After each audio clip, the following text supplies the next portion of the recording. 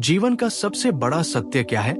बुद्ध कहते हैं कि जीवन में दुख, बेचैनी, तनाव, चिंता और पीड़ा का मूल कारण दुनिया, लोग, हालात या परिस्थितियां नहीं हैं, बल्कि समस्या यह है कि मन वास्तविकता को वैसा स्वीकार नहीं कर पाता जैसा वह है।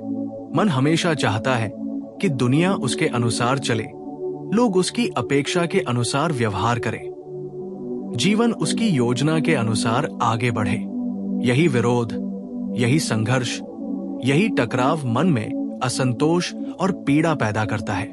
बुद्ध कहते हैं, जब तुम जीवन को जैसा है वैसा नहीं देख पाते, बल्कि जैसा तुम चाहते हो वैसा देखने की कोशिश करते हो, उसी क्षण दुख का जन्म हो जाता है। क्योंकि वास्तविकता कभी मन की इच्छाओं के अनुसार नहीं चलती, वो अपनी धारा में, अपने नियमों में, अपने सत्य में चलती है। जीवन बारिश की तरह है, तूफान की तरह है, मौसम की तरह है। वो किसी के आदेश से नहीं बदलता।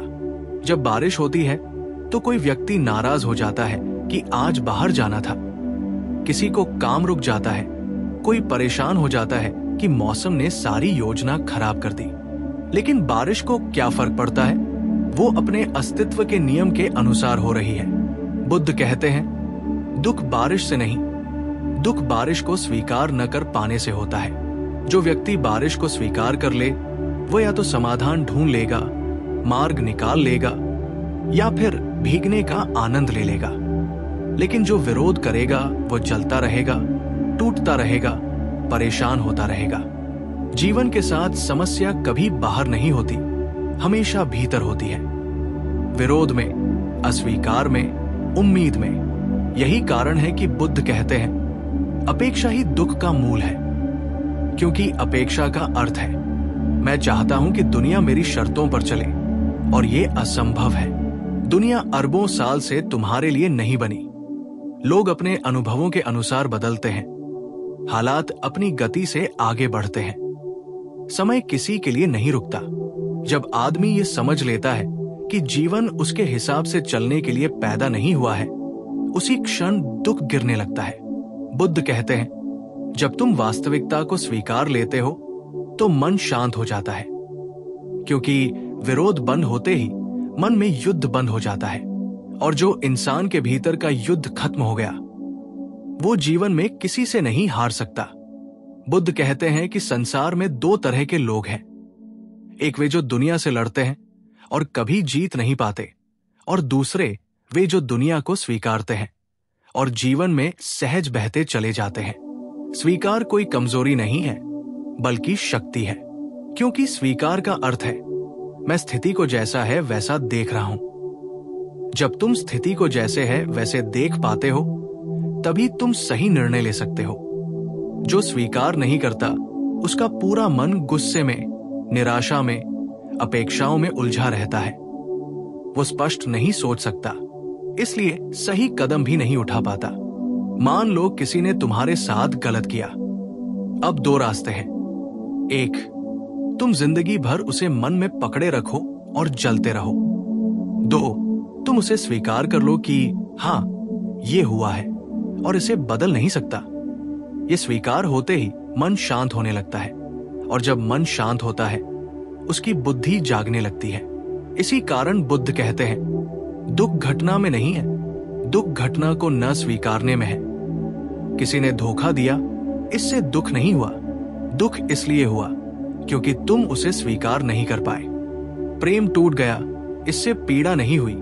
पीड़ा इसलिए हुई क्योंकि मन कह रहा है, ये ऐसा नहीं होना चाहिए था। जीवन में किसी चीज का न मिलना दुख नहीं देता। दुख ये देता है कि मन कहता है, ये मिलना ही चाहिए था। ठीक उसी तरह जीवन में कोई चीज मिल जाना सुख नहीं देता। सुख ये देता है कि मन कहता है, ये मिल गया जैसा मैं चाहता था। यानी दुख और सुख घटना में नहीं, मन की अपेक्षा में छिपे हैं। बुद्ध कहते हैं, जो व्यक्ति जीवन को जैसा है वैसा देख लेता है, वो पहली बार मुक्त हो जाता है। क्योंकि उसी क्षण वो जीवन से लड़ना बंद कर देता है। ये लड़ाई बहुत पुरानी है। हर व्यक्ति जन्म से ही जीवन से लगातार लड़ रहा है। कोई इस बात से लड़ रहा है कि उसे पैसा कम क्यों मिलता है, कोई कि लोग सम्मान क्यों नहीं देते, कोई की साथी समझता क्यों नहीं, कोई की किस्मत साथ क्यों नहीं देती। लेकिन क्या कभी किसी ने सोचा कि लड़ाई किससे है? जीवन से। और जीवन को हराया नहीं जा सकता। जीवन तो हमेशा जीतेगा, क्योंकि जीवन वही है जो घट रहा है, जो सामने है, जो वास्तविक है। तुम नहीं जीत सकते। इसलिए बुद्ध कहते हैं, समझदार इंसान जीवन से नहीं लड़ता, जीवन को स्वीकार कर उसके अनुसार कदम उठाता है। जब तुम बहती नदी की धारा के विरुद्ध तैरते हो तो थक जाते हो, टूट जाते हो। जब तुम उसी धारा का उपयोग नौका चलाने में करते हो तो उसी नदी से पार हो जाते हो। जीवन नदी है, कोई उससे लड़कर पार नहीं हुआ, कोई उससे बहकर पार हुआ है। बुद्ध कहते हैं कि मन सबसे बड़ा भ्रम ये पाल लेता है कि यदि परिस्थितियां बदल जाएं तो जीवन बेहतर हो जाएगा। लेकिन सच्चाई ये है कि परिस्थितियां कभी स्थायी नहीं रहती, वे हमेशा बदलती रहती है। इसलिए जो व्यक्ति शांति को बाहरी कारणों से जोड़ता है वो कभी शांत नहीं हो पाता, क्योंकि बाहरी कारण कभी स्थिर नहीं रहते। आज पैसा है, कल नहीं। आज प्रेम है, कल टूट सकता है। आज सफलता है, कल असफलता हो सकती है। बुद्ध कहते हैं, शांति वो नहीं जिसमें सब ठीक चल रहा हो, शांति वह है जिसमें व्यक्ति चाहे जैसा भी चल रहा हो, भीतर से शांत रहे। और ये शांति कैसे आती है? वास्तविकता को स्वीकारने से। जब तुम देख लेते हो कि जीवन अनिश्चित है, लोग बदलते हैं, रिश्ते बदलते हैं, समय बदलता है, विचार बदलते हैं, मौसम बदलते हैं, शरीर बदलता है, राजनीति बदलती है, ग्रह बदलते हैं, तब तुम लड़ना बंद कर देते हो। क्योंकि जब तुम्हारे भीतर यह स्पष्ट हो जाता है कि कुछ भी स्थायी नहीं, तब तुम उस चीज से चिपकते नहीं जिसे खोना ही है। बुद्ध कहते हैं, जहां पकड़ खत्म वही दुख खत्म। क्योंकि पकड़ का मतलब क्या है? तुम कह रहे हो ये मेरे हिसाब से होना ही चाहिए, और पकड़ जितनी मजबूत, पीड़ा उतनी गहरी। हुई तो डर होगा कि खो न जाए, खो गई तो दुख होगा कि थी, अब नहीं। इसलिए जीत और हार दोनों ही दुख पैदा करती है यदि स्वीकार नहीं है। लेकिन जिस व्यक्ति ने बिना पकड़, बिना आशा, बिना मांग के वास्तविकता को देखा, वो मुक्त हो गया। किसी फूल को देखो, वो है, खिला है, सुंदर है, लेकिन कुछ दिनों बाद मुरझा जाएगा। तुम अगर समझते हो कि फूल हमेशा खिला रहेगा तो तुम पीड़ा में पड़ोगे।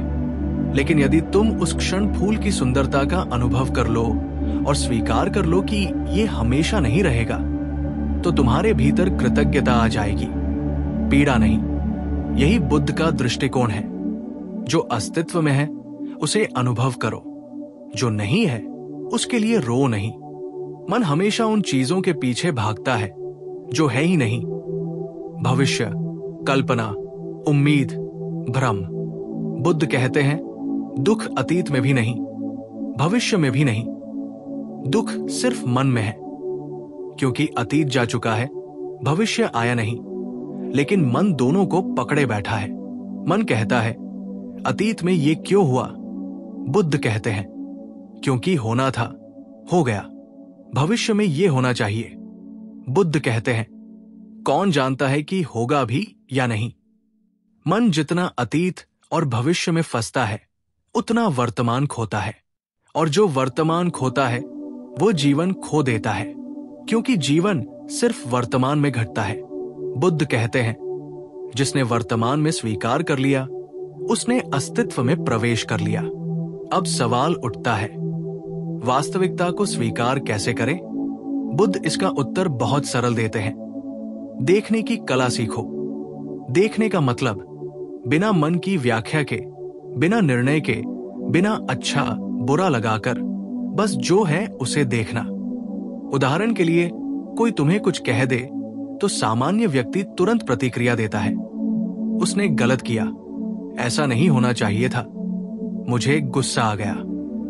लेकिन बुद्ध कहते हैं, रुक जाओ, पहले स्थिति को जैसा है वैसा देखो। व्यक्ति ने कुछ कहा, यह तथ्य है, उसने क्यों कहा? यह उसके मन, संस्कारों, अनुभवों और पीड़ा का परिणाम हो सकता है।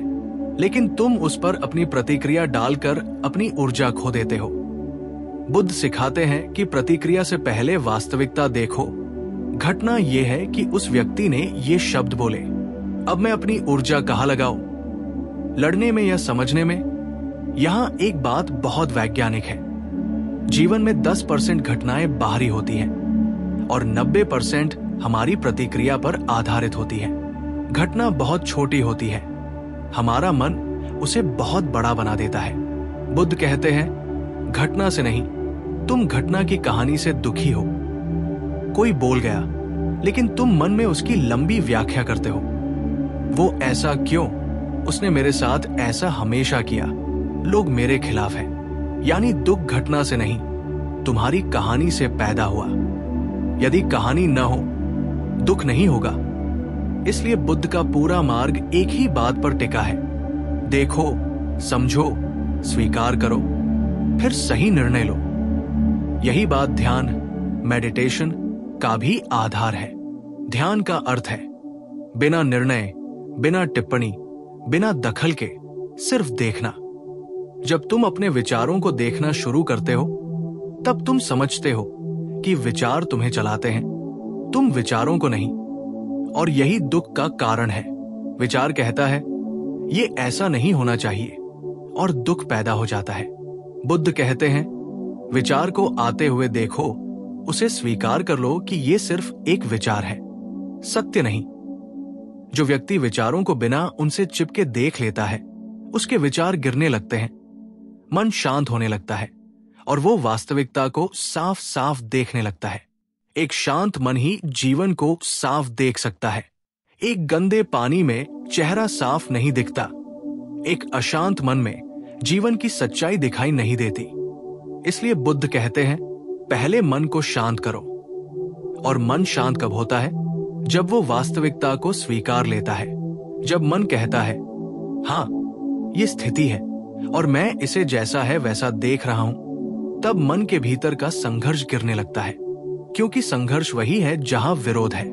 जहां विरोध नहीं, वहां मन स्वतः शांत होने लगता है।